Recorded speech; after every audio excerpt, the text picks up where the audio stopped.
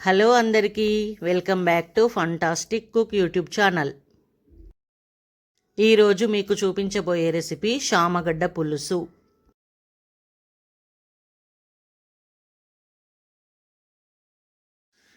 దీనికోసం 1/2 కిలో శామగడ్డలు ఉడికించి ముక్కలు కట్ చేసుకొని పక్కన పెట్టుకోవాలి. దాంతోపాటు పచ్చిమిర్చి, 2 టమాటోలు, 2 ఆనియన్స్ ముక్కలు కట్ చేసి పెట్టుకోవాలి. దీనికోసం 1 కప్పు కందిపప్పు ఉడికించి పక్కన పెట్టుకోవాలి.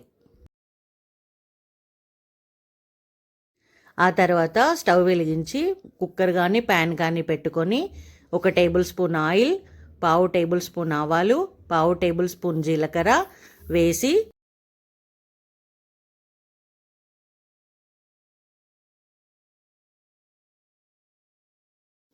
ఇవి బాగా చిటపటలాడాక ముందుగా కట్ చేసి పక్కన పెట్టుకున్న పచ్చిమిర్చి, కరివేపాకు వేసుకోవాలి.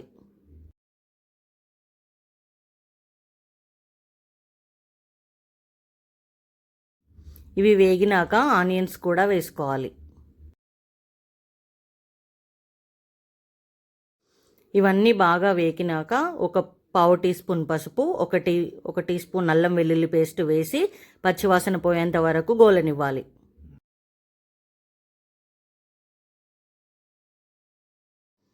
ఆ తర్వాత టొమాటో ముక్కలు కూడా వేసి బాగా ఉడకనివ్వాలి.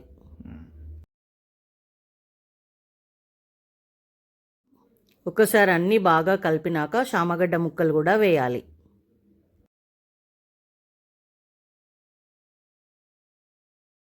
ఇవన్నిటిని ఒకసారి బాగా కలిపి మూత పెట్టి లో ఫ్లేమ్లో 5 నిమిషాలు ఉడకనివ్వాలి.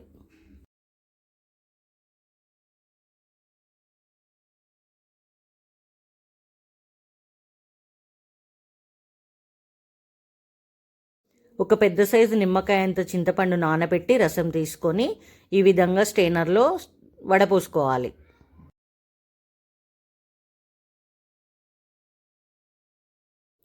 ఇప్పుడు మూత తీసి ఒకసారి బాగా కలిపి వడపోసి పక్కన పెట్టుకున్న చింతపండు రసాన్ని ఇందులో పోయాలి.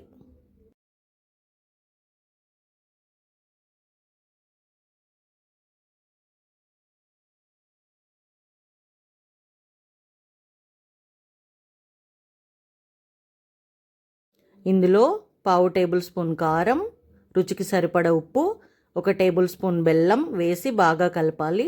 బెల్లం వద్దనుకుంటే స్కిప్ చేసుకోవచ్చు.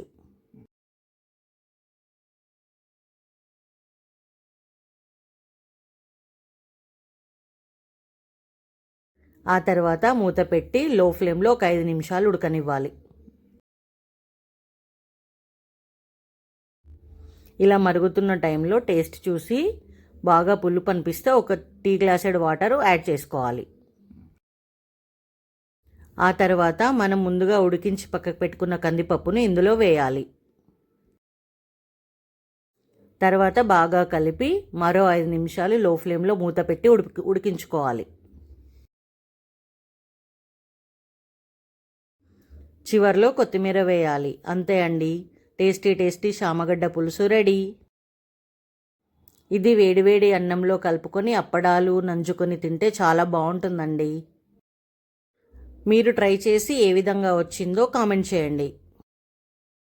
ఇలాంటి మరిన్ని రెసిపీస్ కోసం మా ఛానల్ సబ్స్క్రైబ్ చేయండి. Thank you.